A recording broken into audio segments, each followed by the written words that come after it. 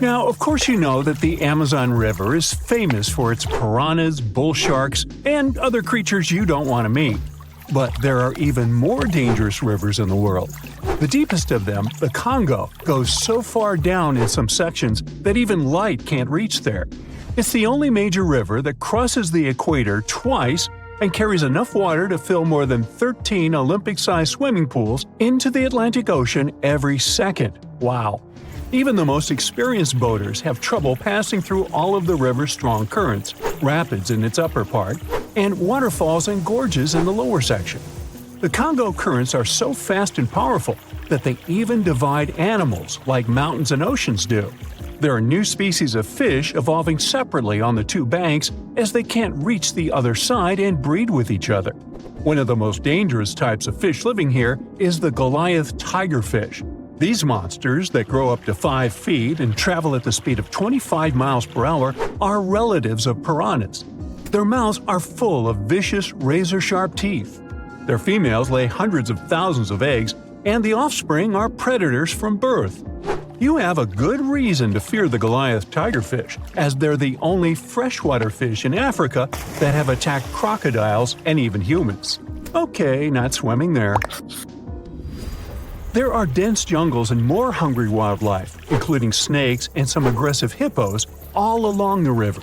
Still, it's used as a water highway in Central Africa, so barges traveling on it for weeks are often crowded with up to 2,000 people and capsize every now and then.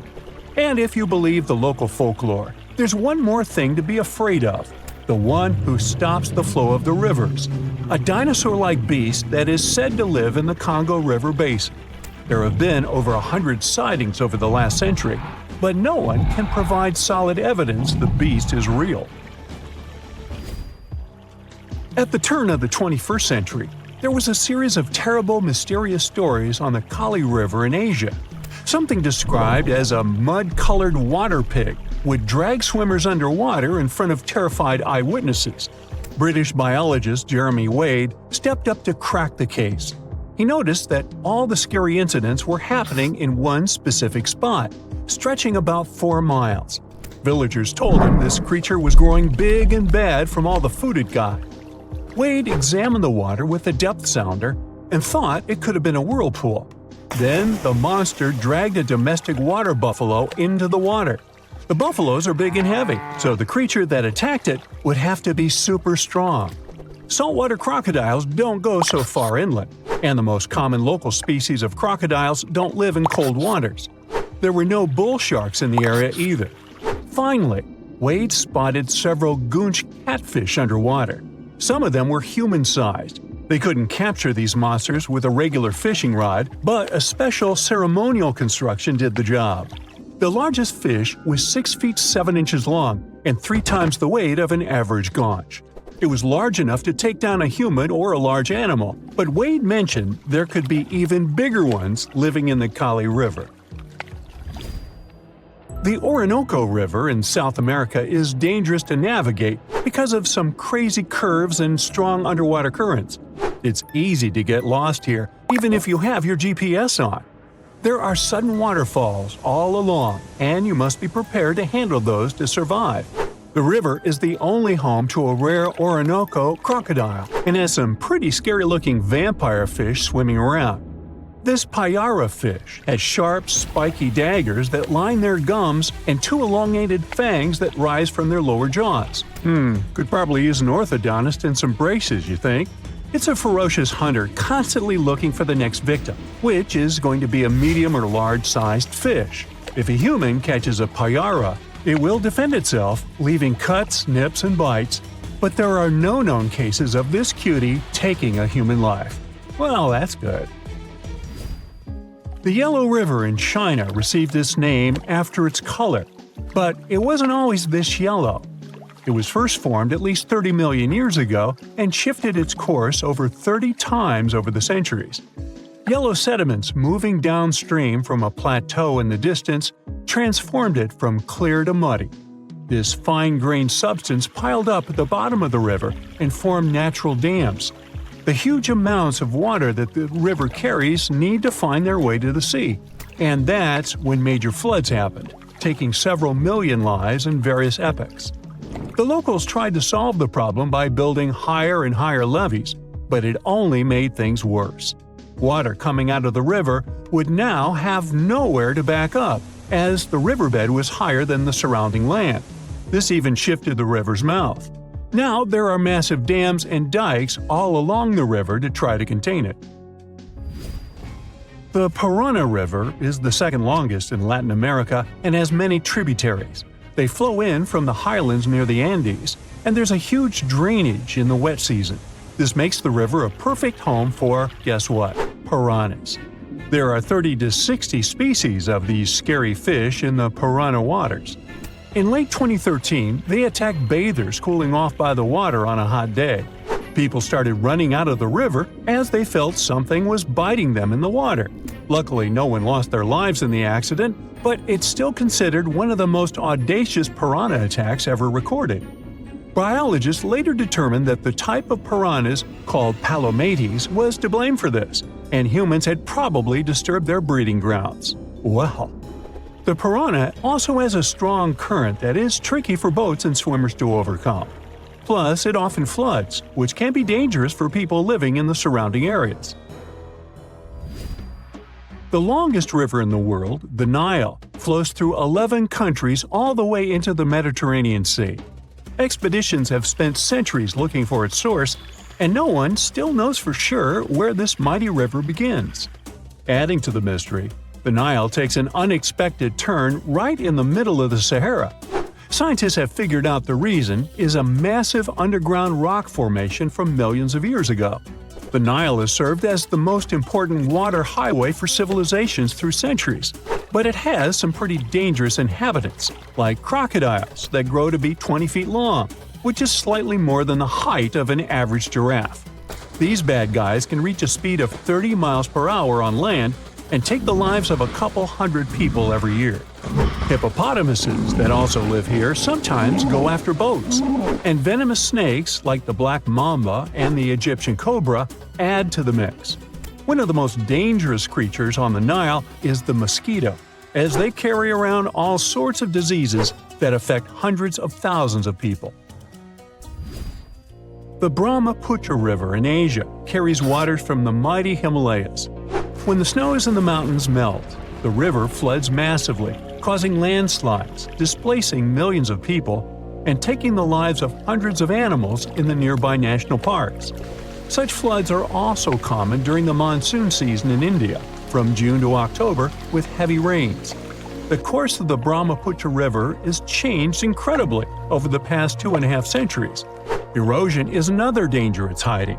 The banks of the river are mostly made of weak cohesive sand and silt, and even though the erosion rate has gone down, it is still the reason a lot of people lose their land and get displaced. The Brahmaputra is one of the few rivers in the world that has a tidal bore.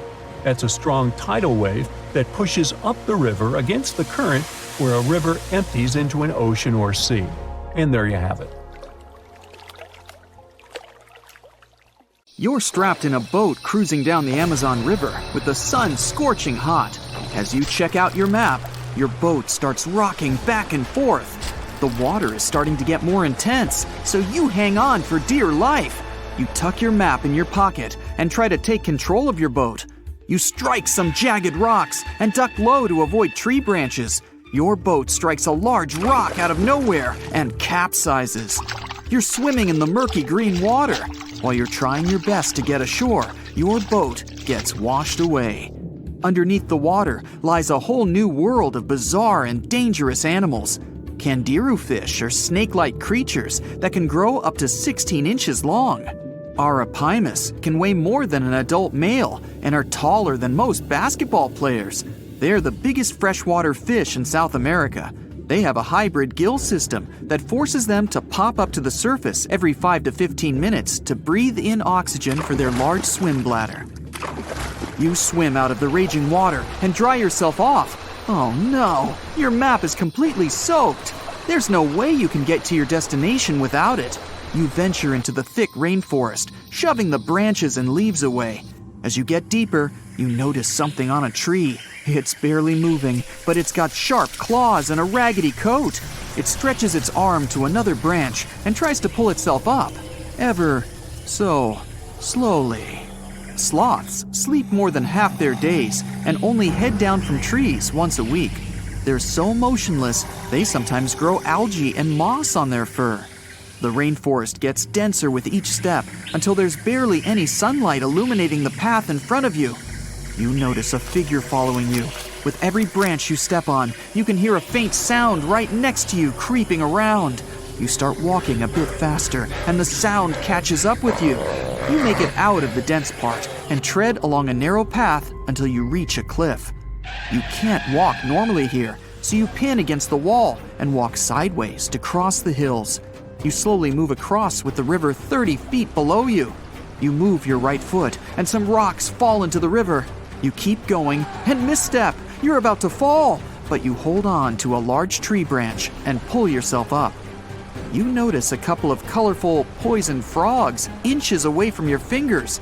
Touching any of these frogs can be extremely dangerous and harmful, despite their amazing color patterns. The golden poison frog is one of the most poisonous animals in the world.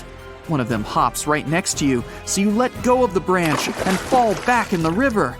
The river is washing you down until you reach a calm current. Underneath you is a swarm of piranhas swimming with their sharp teeth. The red color on their skin is unmistakable, so you swim off like an Olympic athlete. Piranhas will eat anything that gets in their way, no matter the size. You grip onto a log and climb up a small rock to catch your breath. There's a huge electric eel underneath the rock. Despite their name, they're more related to catfish than eels. They use their powerful 600 volts of electricity to defend themselves and catch food. You're stuck, unless you're like the common basilisk that can run on the water like a jet ski. These incredible lizards have special webbing on their toes and can run the distance of a basketball court.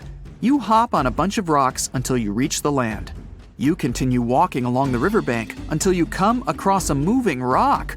You rub your eyes and see it moving again. It's a dinosaur-looking turtle that resembles a crocodile with armor. The mata mata is a freshwater turtle that disguises itself with its surroundings to catch prey. Their heads stretch longer than their bodies. You shimmy your way past it and continue. You head back into the rainforest and find a spot to rest. Wait, there are giant ants everywhere. They're the biggest ants in the world and can produce one of the most painful stings out there, even comparable to a wasp's sting. You immediately get up and find another place to rest. As you continue walking along, you notice the same feeling of something following you. You can hear some leaves rustling, but it's getting dark and there's no way of telling. You find a nice little spot to build a campfire and catch some Z's. But in the Amazon, everything is a threat. Except for those cute capybaras wandering around. They live in groups next to water sources. They're also the biggest rodents in the world. You don't need to worry about them if you're stuck in the middle of the Amazon rainforest. Suddenly, you feel something slithering up next to you. You look down and see a massive green anaconda just about to constrict you. They are the heaviest snakes in the world and can grow up to 20 feet long and have a huge appetite. You get up and sprint your way out of there. All right, you found a decent cave to crash in.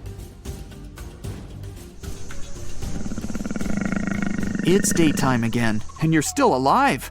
You continue walking along the rainforest. You were able to find some breakfast to boost your energy for the rest of the day. You spot something on a tree that looks like a branch, but it's actually a potu, a master of disguise that can spend days motionless on broken tree branches. These bizarre birds use those branches as their permanent home, where they lay their eggs and chill all day. You continue your way through the rainforest and see a Brazilian wandering spider crawling on a tree branch right in front of you. 8 of these species can be found in the Amazon area. They are some of the most aggressive and venomous spiders out there. So, you make a big detour and walk away from it. You feel someone walking next to you again, but you still can't figure out what it is. You see a steep cliff with a waterfall hitting a large lake ahead of you. Looks peaceful, until you see a team of black caimans gathering around the shore. They're the biggest predators in the whole Amazon ecosystem and feed on anything that moves. It's a good thing you're on high ground, otherwise, whoa! You slip and fall down the river, right on the deep end. So far, no caiman spotted you. You swim underwater and try to get to the opposite end of where the reptiles are. As you climb out and dry yourself off, you notice some large black spots on you. You try pulling them off, but they've latched on pretty hard. The Amazon giant leech finds its target by tracking movement and shadow. Once they attach themselves to the skin, it's extremely difficult to extract them. The best way to do so is to slide your finger next to its mouth and pull it off slowly. Ugh. You manage to get them off your body and see that the caimans are swimming towards you. You're pinned to the wall with the lake of hungry reptiles approaching. Suddenly, a pink dolphin jumps out of the water and splashes all over them. They can grow larger than humans and are the celebrities of the Amazon. Scientists think they get their color from the blood capillaries on their skin. The Amazon even has bull sharks swimming around. These carnivorous giant fish are threatening to humans and can swim in both saltwater and freshwater. These sharks prey on anything within their reach, including other sharks. The dolphin distracted the caimans, so you climb up the cliff and try to find the best way to escape. Opened jaws waiting for you to fall into the pit are right below you. You're lucky enough to escape to the top, but as your arms pull you up, the first thing that you see is a jaguar looking straight at you. It's the creature that's been following you this whole time. You get up while it starts circling you, timing its strike. You know that you can't take on a jaguar, nor can you outrun it, so you grab a large tree branch from the ground to defend yourself. It jumps at you, but you duck down in time. The jaguar lands in the water far away from the caiman crocs. It's a good thing these large kitties are excellent swimmers. You pick yourself up and continue. And to your surprise, you find your boat again. You fix it up and sail your way out of the Amazon. Whew! There's a lake in the heart of Asia that holds 1/5 of all the world's liquid freshwater. It's more than all the 5 Great Lakes have together. Even if all the rivers on our planet suddenly changed their direction and set on a mission to drain this lake, it would take them a whole year to finish the job. I'm talking about the deepest lake in the world, Lake Baikal. If you decide to go all the way down to its deepest point, prepare for a journey of almost 5,400 feet. The descent takes several hours, but the rift floor of the lake is way deeper, between 5 to 7 miles beneath the surface. It means it could be even further down than the Challenger Deep, which is the deepest known place on Earth. The amount of water it has would be enough for everyone on Earth to have something to drink for up to 50 years. This mighty giant of a lake replenishes its water completely every 383 years. Baikal has a great delivery crew of over 300 rivers and streams, bringing their waters right in. And only one river flows out of Baikal, the Angara, which is headed straight for the Arctic Ocean. Baikal isn't only the deepest, but also the oldest existing freshwater lake in the world. It formed at least 25 million years ago. It all began when the Earth's crust decided to play Tetris and created the lake and the surrounding mountains. At some point, Baikal must have been just a humble riverbed, but then tremors and fractures shook the Earth, and the distance between the shores got bigger. Water levels rose thanks to the melting glaciers. Then, several lakes formed and later merged into one. Baikal is one of around 20 lakes in the world that are older than 1 million years. And since it wasn't disturbed by glacial periods, it's a perfect research ground for scientists. Its deep-drilled core sediments can tell a lot about the climate of our planet in different periods. Since Baikal is in a rift basin with 2,000 seismic tremors per year, the lake is deepening and still growing in size. Its shores drift apart at around the same rate as South America and Africa are moving away from each other, so it has all the potential to become an ocean. Another thing Baikal has in common with the oceans is that it has water rich in oxygen, even at its lowest depths. This is one of the reasons why the fauna of the lake is so incredibly rich. It's home to over 2,500 various animals and 1,000 plant varieties. Around half of them are unique and only exist in this area, like the endemic algae, the Baikal Omul fish, and the Baikal oilfish. There are also some bears, elk, and lynx living on its shores. They must appreciate the fact that the temperatures around the lake are always higher than the rest of Siberia, thanks to its huge water mass. Most Baikal dwellers prefer to stick to the bottom of the lake, but there's one brave guy you'll meet if you decide to visit.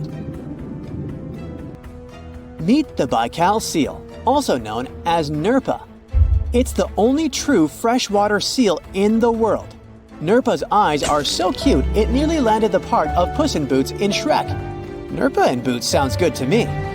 These huge eyes are there to help them follow their favorite pelagic fish underwater. There are other seal kinds that can handle freshwater or use it to breathe, but these cuties spend their entire lives in it. But wait, how did seals, which are supposed to be oceanic creatures, end up in a lake miles and miles away from the sea? About 400,000 years ago, during the Pleistocene era, these adventurous creatures traveled up the river and drainage systems that connected Lake Baikal to the Arctic Ocean. The ringed seal that still lives in the Arctic is believed to be the Baikal seal's closest ancestor. Today, Baikal seals are confined to their freshwater home because of the changes in waterways. And they seem to be pretty happy with their home as they can choose from a huge variety of food to eat. The seals mostly hang out in the north and central areas of the lake, but move south in the winter. The lake gets covered with ice, which they use as a chill-out zone, just like their oceanic cousins use rocks or the beach. Since at least 1969, Lake Baikal has had some mysterious ice rings pop up randomly here and there. At some point, they got so big that the astronauts even spotted them from space. The rings usually appear in late April, but can be there in January or May. Scientists couldn't crack the code on how these rings form for a while. They had all sorts of theories, and the most popular involved methane gas bubbles from the lake's depths. But then, scientists noticed that some of the rings were in shallower waters, where gas emissions don't happen. So, an international team of scientists decided to solve the mystery. They traveled to Lake Baikal, drilled holes in the ice, and dropped sensors into the water. In 2016, when they started the research, they heard that 2 vans had gotten stuck in the mysterious ice rings. Once they had analyzed the data from the sensors, it turned out that the secret behind the rings was warm eddies flowing clockwise under its ice cover. The currents were less intense in the center of the eddies, so the ice above them was thicker at the edges. The waters of the lake are so clear that you can see some extremely deep parts up to over 130 feet down. This is thanks to the surrounding mountains that send off melting ice right in. Plankton that live in the lake also helps clean the floating debris. When this crystal clear water freezes, it forms an unusually thick and see-through layer of ice.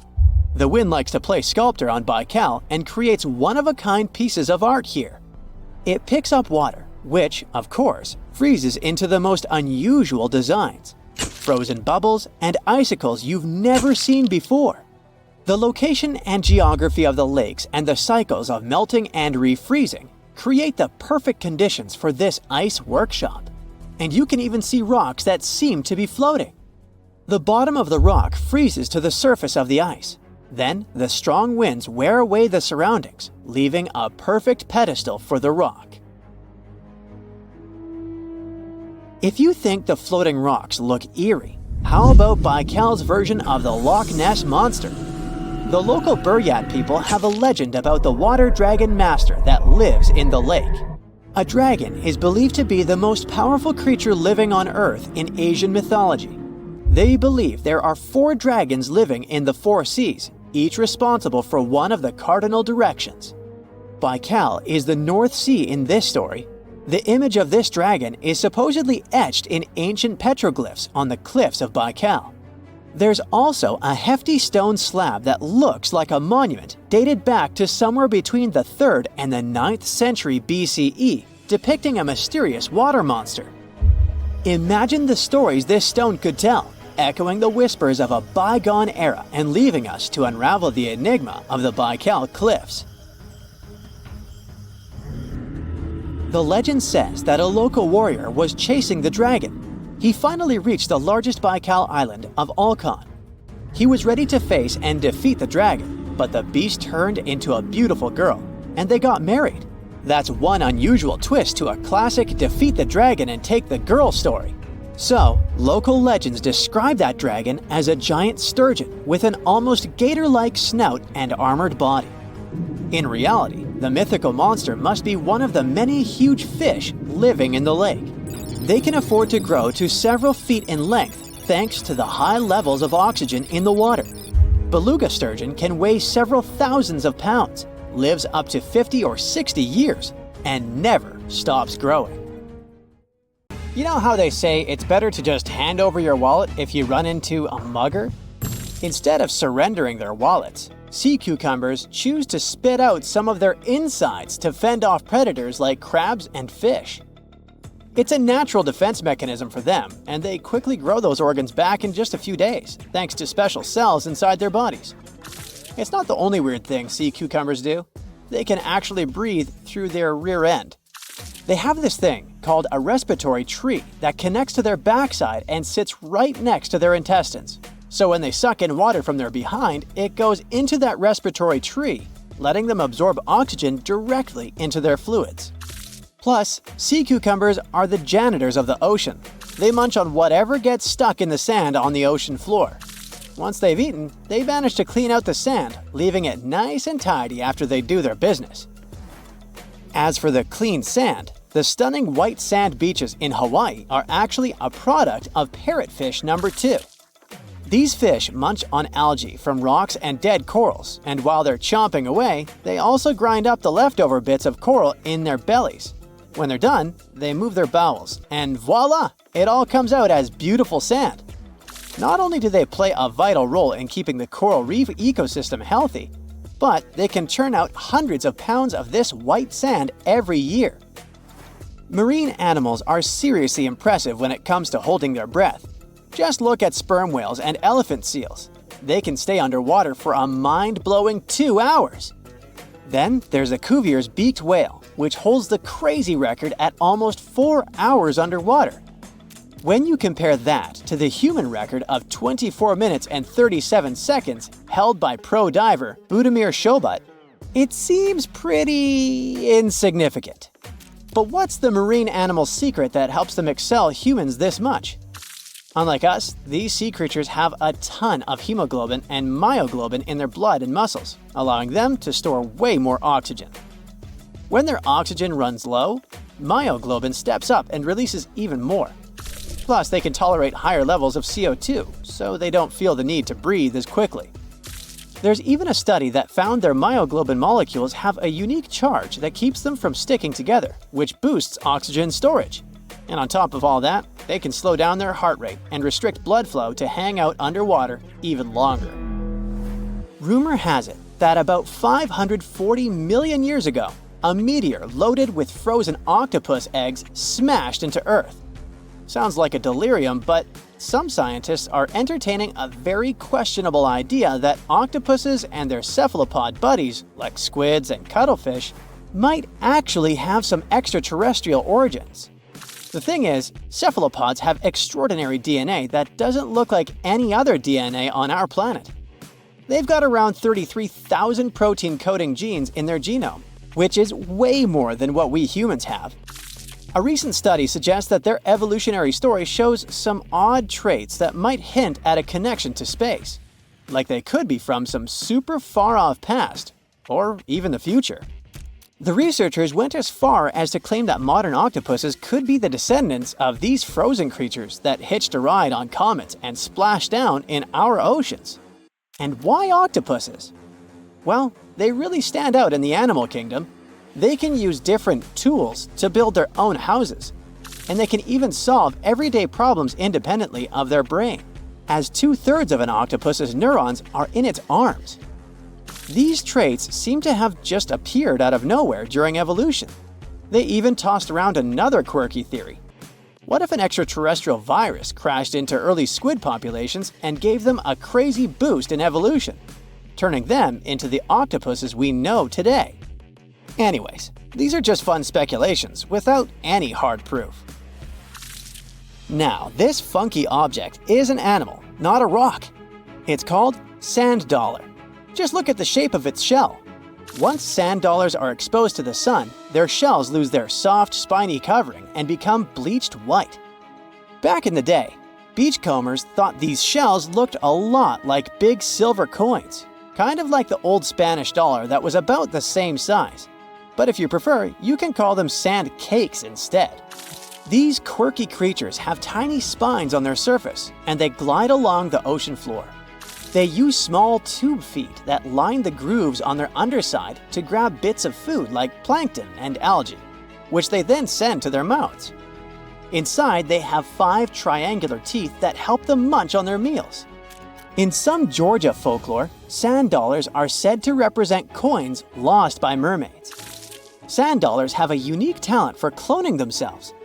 They can do this for a bunch of reasons, like when a predator comes around. Some species of sand dollar larvae can actually split in half as a defense mechanism. It takes about 24 hours for them to clone themselves, and the new larvae end up being about 2/3 smaller than the original, which helps them hide from danger. Wait, is that a giant sea hot dog racing through the ocean? Sorta. Some scientists have joked that sperm whales seriously resemble enormous hot dogs. These massive creatures can take quick naps, standing up for about 10 to 15 minutes. They only sleep about 7% of the time, mostly between 6 p.m. and midnight. Sperm whales also have a cool ability to retract and extend their eyes, thanks to a thick retractor muscle around them, but they can't actually roll their eyes in their sockets. Plus, they have the most asymmetrical skull of any mammal out there. Oh, and let's not forget, they have the largest brain of any living creature, weighing in at over 9 pounds. Unlike us humans, if dolphins went into full-on snooze, they'd stop breathing and could drown. So they figured out a genius solution.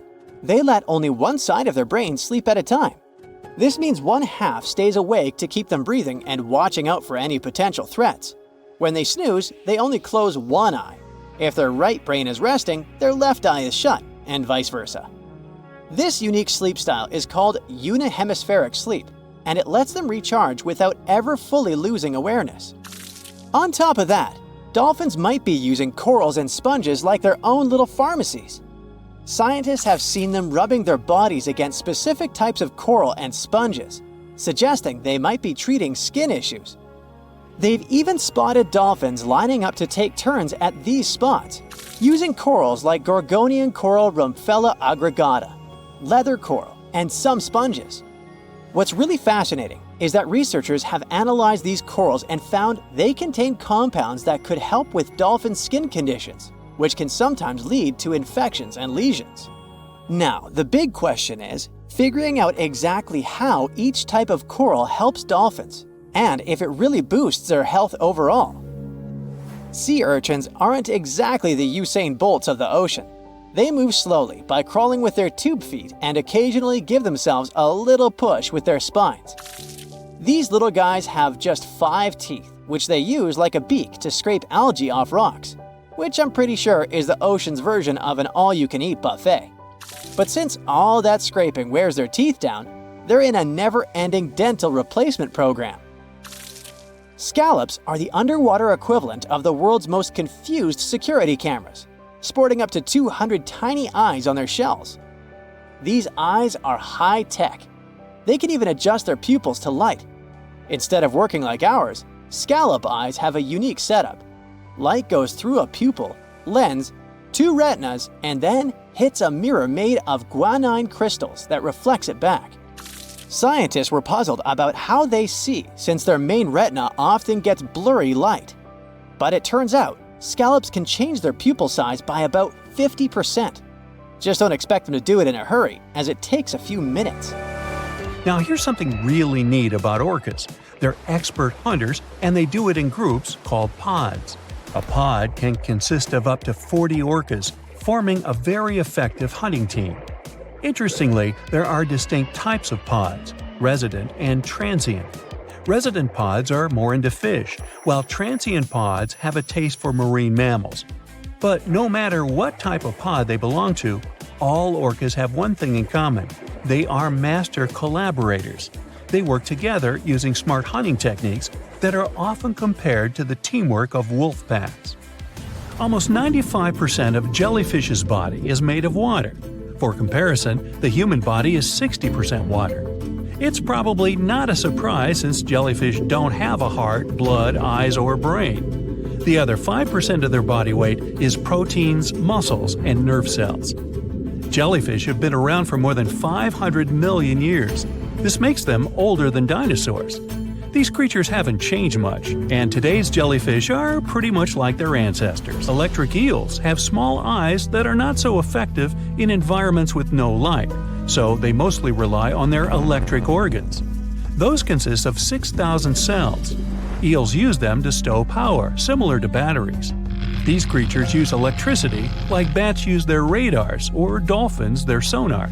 An eel can also produce enough electricity to power a panel of light bulbs. There's a small tropical archer fish that can learn to recognize human faces. This fish has an interesting ability to spit small jets of water from its mouth. Researchers showed the fish the image of two different faces placed side by side. One was unknown and the other was familiar. The fish was supposed to spit water at the familiar one. The creature took the right guess more than 80% of the time. There's such a thing as a sea unicorn. That's an animal called the narwhal. Its horn is actually a tooth that can grow up to 10 feet long. Manatees, also known as sea cows, are distant relatives of elephants. Their weight can go up to 1,000 pounds. These creatures are vegetarian and need to eat around 10% of their total weight on a daily basis. That's lots of sea salad. In some cases, manatees share space with alligators, but they get along pretty well. You can even find a photo from Florida where an alligator rides a manatee's back. Frogfish have special fins that help these creatures walk along the sand. They're very useful in shallow waters. A ghost pipefish is hard to see, but once you spot it, you're bound to get really surprised. Its head makes up over 40% of its body. Crabs don't feel like wasting time on such formalities as putting foods in their mouth. That's why they taste it with their feet, which is where their taste buds are.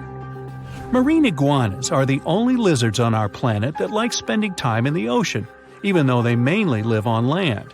They're herbivores that feed in shallow waters and swim like snakes.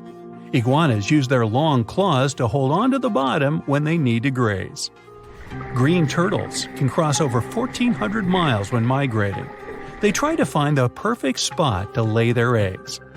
Penguins sort of fly when they're underwater, reaching a speed of 25 miles per hour. More than 5 million years ago, I've heard, I wasn't around then, deep-sea worms and humans had a common ancestor. So we still share 70% of our genes with these creatures, and with sea stars, squid, and octopuses. Now, octopuses are in fact incredibly old. The oldest known fossil belongs to an animal that lived almost 300 million years ago. FYI, this is before our dinosaur buddies roamed the Earth. Wait, there's more! Octopus arms have a mind of their own. That's because 2/3 of their neurons lie in their arms, not in their heads. This means that their arms can problem solve how to open a shellfish, while their owner is worried about other stuff entirely. Talk about ninja-level multitasking. Oh, and like other animals, such as chimpanzees and dolphins, octopuses have proven to be good at maneuvering tools, like picking up old shells and using them as a temporary home. Now, of course, the most intelligent animals on our planet are humans, according to humans. But we don't seem to give pigs enough credit. Pigs are so smart they can play video games. No, not Minecraft. But in a recent academic study, scientists had 4 pigs play a joystick game. They had to manipulate the stick so that the moving ball would hit the wall and then they would get a treat.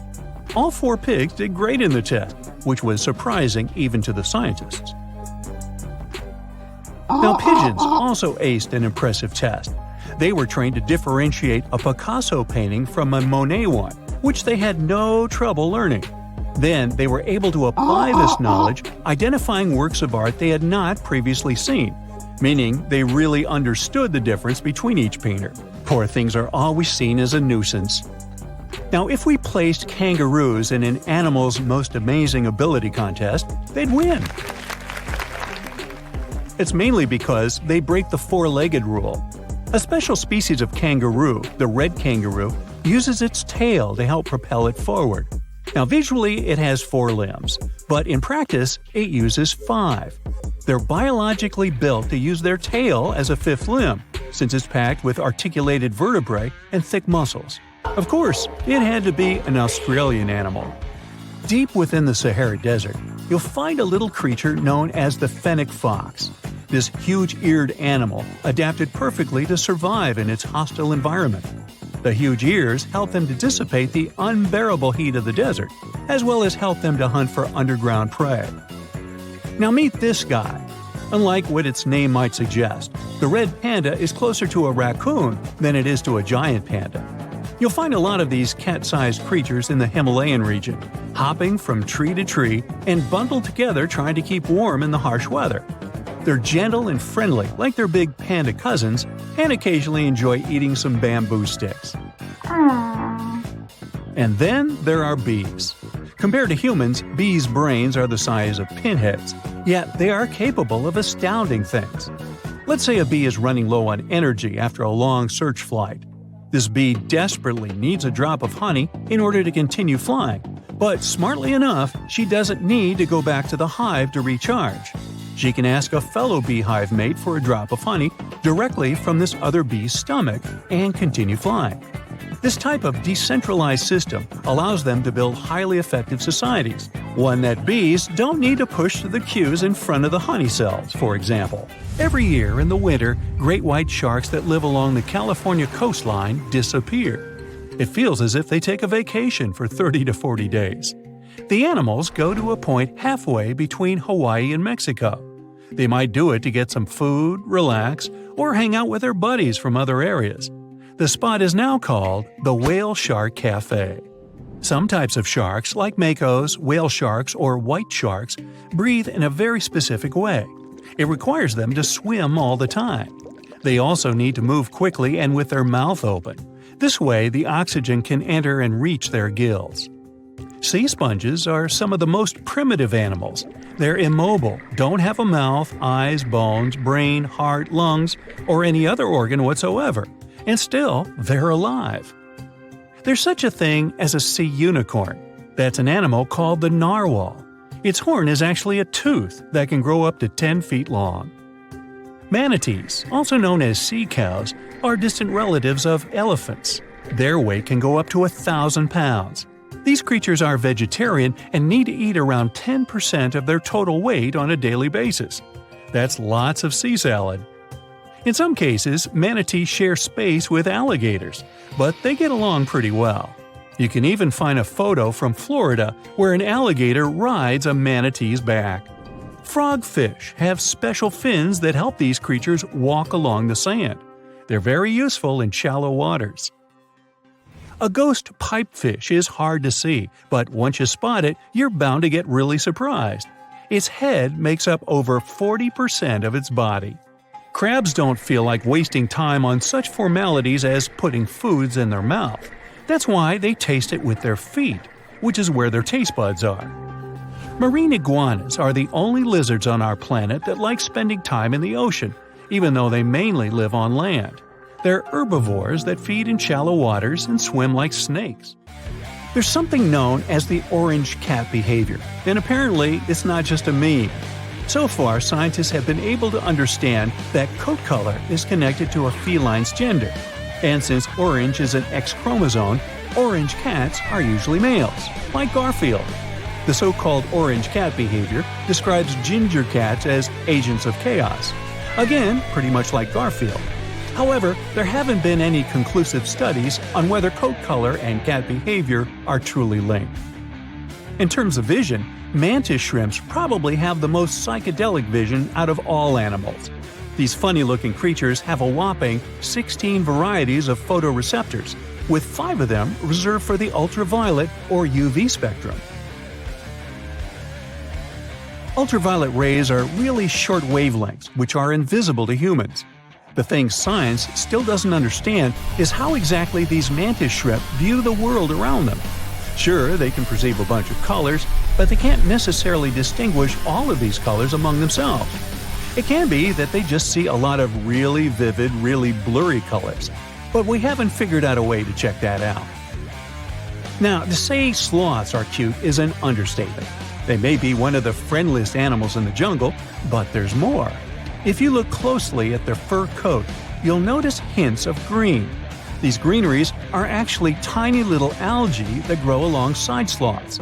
They help sloths to camouflage better in the jungle, but they also nurture them. The little cracks inside a sloth's fur create the perfect environment for algae reproduction, and scientists have found species of algae that don't exist anywhere else in the world. They do get by with a little help from their friends. Deep within the Sahara Desert, you'll find a little creature known as the fennec fox. This huge-eared animal adapted perfectly to survive in its hostile environment. The huge ears help them to dissipate the unbearable heat of the desert, as well as help them to hunt for underground prey. Oh wow, there's a hole in the bottom of the ocean! It seems that the ocean has a leak. But it's not like a leak you would expect, where water is flowing out. It's more like a spring since water is flowing in, not out. This unique leak is something we know as Pythia's oasis. A grad student was the one who accidentally discovered it. He noticed bubbles that were rising to the surface. Normally, bubbles in the ocean tell us there might be some hydrothermal vents, which are hotspots for some pretty cool things. These vents are actually like hot springs on the seafloor, but instead of bubbling with warm water, they release a fluid that has been superheated in the crust of our planet. When seawater seeps into these cracks and travels deep into the crust, it comes into contact with the extremely hot mantle. This heats seawater to very high temperatures, and as it moves back up towards the surface, it carries dissolved gases and minerals. When the hot fluid shoots out of the vents, it mixes with the surrounding seawater and quickly cools down. Just a short distance away from the vent, the temperature can drop to a comfortable 68 degrees Fahrenheit or so, which is, as it seems, exactly what some creatures like. And there are some real weirdos living down there in the darkness, like ghostly fish, giant red-tipped tube worms, and a unique type of shrimp with eyes on their back. And some of them, like tube worms and bacteria, rely on the chemicals and minerals released by the vents to survive in harsh conditions. But in this case, the bubbling water didn't come from a hydrothermal vent. It was there because of a spring, and that's a bit more concerning. You see, the water in this reservoir needs to stay where it is. If too much of it seeps out, there could be some serious consequences, especially for the surrounding area. You can see this unusual leak along the Cascadia subduction zone, which is a massive fault line off the Pacific Northwest coast. It's a place where two pretty big plates that make up Earth's crust come together and slide along each other. The water from Pythia's oasis kinda acts as a lubricant between these plates. You can think of the fault zone as an air hockey table. When the fluid pressure is high, it's like you've turned the air on. That means the friction between the plates is reduced, which allows the plates to move. But if the fluid pressure is lower, the two plates can lock together, which then leads to the buildup of stress. Not that they'll feel bad. In the context of tectonic plates, stress is some pressure or force that can cause deformation. And if this stress starts to build up, at some point, it's gotta go somewhere. When it's too much, it can trigger earthquakes and most likely, not small ones. For example, a release of stress in the Cascadia subduction zone could lead to a magnitude 9 earthquake. For comparison, the biggest earthquake we've ever recorded happened in Chile in 1960. And it had a magnitude of 9.5. The damage was enormous. So we hope the water will stay in its reservoir and keep maintaining the delicate balance between the tectonic plates. We've explored only 5% of the ocean. Who knows how many cool things are there at the bottom, waiting to be found? For example, Check out these mysterious holes scientists have stumbled upon in the depths of the Atlantic Ocean, near the Azores. They're neatly aligned and are about 4 inches apart, or in some cases, even several feet. They resemble punctures left by a sewing machine. Some think these holes could have a biological origin. For instance, some fish may have made them while walking along the seafloor.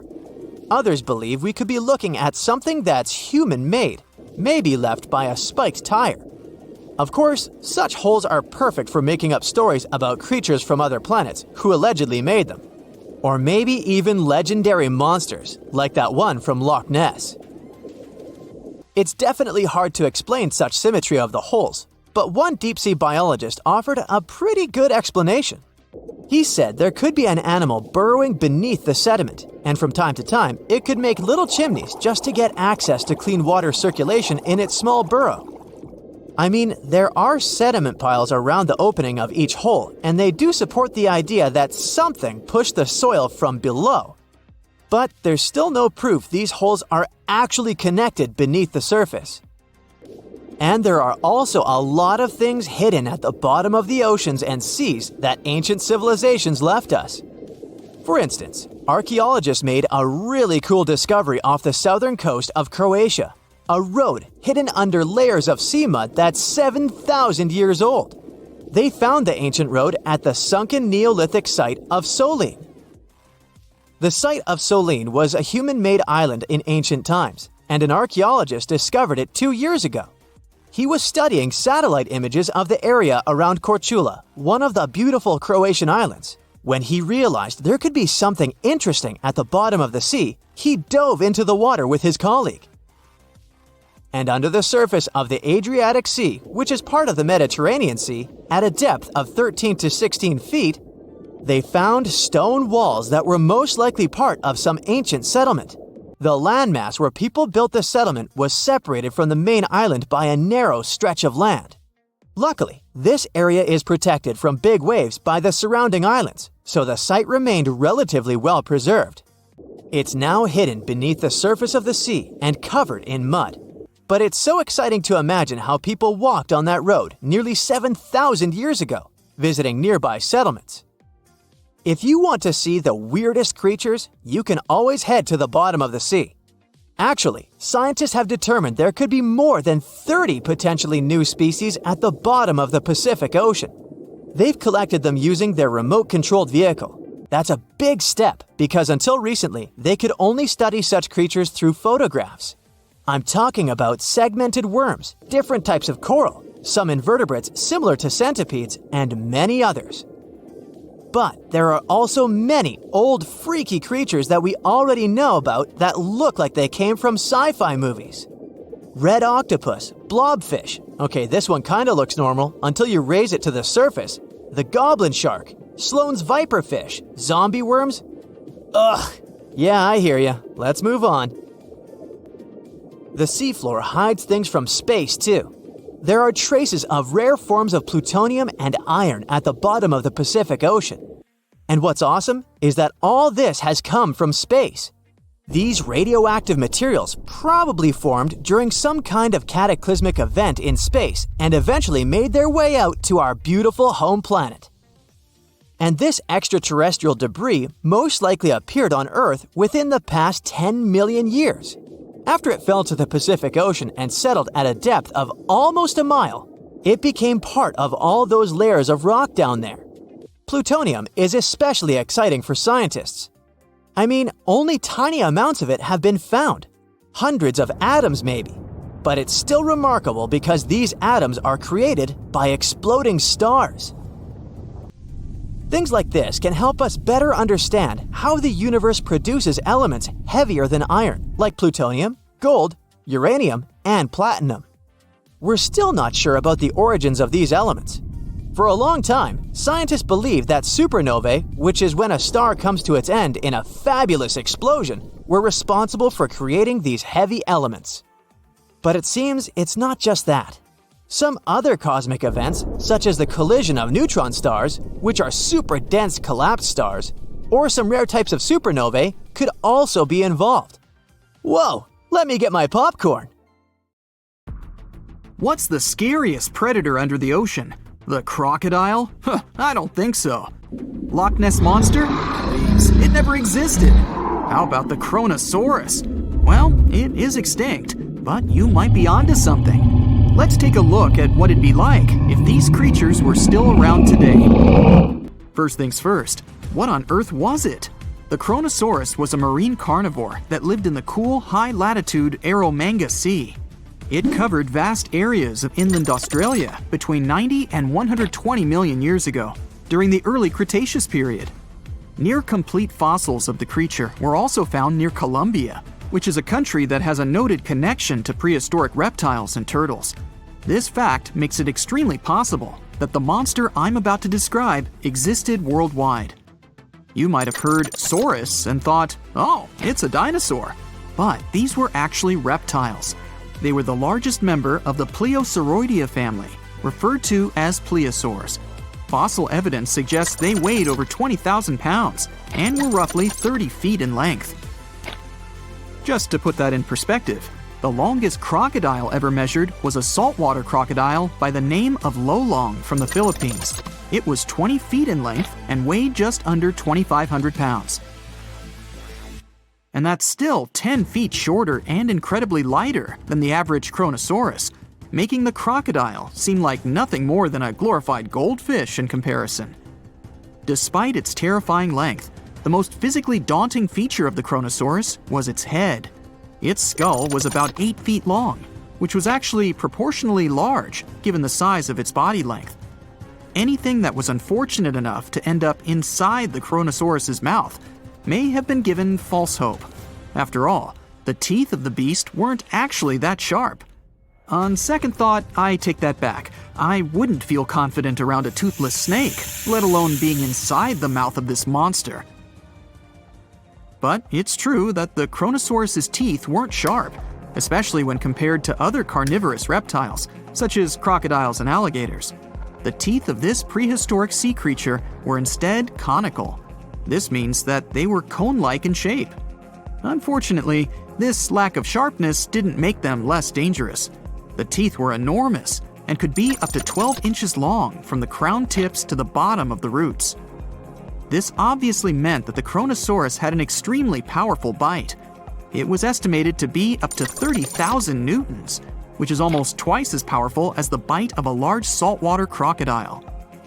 Because of the bluntness of their teeth, they weren't suited for twisting their prey once in their grasp. But the size and shape of the teeth made them perfect for simple open and shut biting. They would have had no problem crushing hard objects such as the toughest of shells any sea turtle could offer. Just like crocodiles, the Kronosaurus is believed to have had a short neck. This may have been an adaptation to allow the beast to successfully catch small, evasive animals. Their body, in general, was fusiform and streamlined. This means it was narrowed at both ends and had very little resistance to the flow of water. The Kronosaurus was also equipped with 4 paddle-like limbs. The hind limbs were larger than the front ones. They could span approximately 7 feet in diameter. All in all, this set the Kronosaurus up to effortlessly propel itself through the waters and be an ultimate predator. Predator X, if you will? That's the name that was given to the fossil of a creature discovered near Svalbard, a Norwegian island group, in 2009. The fossil was identified as a 50-foot-long, 100,000-pound monster with a bite force of 33,000 pounds per square inch. This might be the highest bite force of any known animal. Although Predator X is yet to be classified as any specific type of animal, it was definitely a plesiosaur like the Kronosaurus. And even if it wasn't Predator X, the Kronosaurus was still most definitely a ferocious titan when it roamed Earth's oceans. The Kronosaurus actually got its name from the Greek mythological figure of Cronus, the father of Zeus. Cronus was viewed as a titan from a generation of super powerful beings. So what was it that the Kronosaurus, this terrifying monster, actually feasted on to satisfy its appetite? This creature was known to eat sea turtles, squid, and other larger marine reptiles of that time, such as elasmosaurids and ichthyosaurs. This suggests that if crocodiles existed in the realms of the Kronosaurus, they too might have turned into lunch for the beast. There's evidence from the fossil remains of the Kronosaurus that suggests that they also feasted on sharks, which I know is a disappointment to those of you who view that beast as the king of the ocean. Not when the Kronosaurus was around, my friend. In any case, grounding all kinds of food into small pieces to help digest them would have been difficult without small teeth. This explains the presence of rounded stones found in many of the remains of these sea creatures. Researchers believe these stones may have been swallowed to control buoyancy or to help process food. It's also entirely possible they were accidentally swallowed while feeding on other animals from the seafloor. As if the Kronosaurus even needed to be a meanie with its already existing power and size, there's also evidence to suggest that it indeed might have been. It turns out that after using all its impressive attributes to catch its dinner, the Kronosaurus first liked to play with its food, like a cat does with a mouse. I guess since the hunt was so easy for them, they needed to get their fun from somewhere else. Well, I think now you should have a good idea about these creatures. So let's ask ourselves what it would be like if they were still around today. And by the way, why aren't they? Well, the Kronosaurus was completely finished off by the same KT meteor that took out the dinosaurs 66 million years ago. But even before this catastrophic event, they were coming under increased pressure from an even bigger and more vicious family of carnivorous marine reptiles known as mosasaurs. You can't always be a top dog, I guess, or rather, top marine reptile. But what if this never happened, and they were still roaming Earth? Well, this might be obvious, but can you imagine what kind of impact that would have on sea tourism? Based on the impact that famous movies about sharks and killer whales had, what do you think the presence of a Kronosaurus in the ocean would do to beaches? The very creature that would eat sharks and whales for breakfast. Beaches would certainly become a great place to go for a quiet walk, because nobody else would even be there. And what about such activities as boating, surfing, and scuba diving? You think anyone would dare try them, knowing that this 30-foot beast could be lurking beneath them? Let's give humans some credit and assume most of them wouldn't. This would cripple the global sea tourism industry, which is responsible for earning roughly $143 billion every year. Just to make sure this shocking point hits home, the most expensive yacht to ever roam the ocean was called the History Supreme. Its master bedroom was believed to have a statue made of T-Rex's bone and a wall made of meteorite rocks, as well as a 24-karat gold panoramic wall aquarium.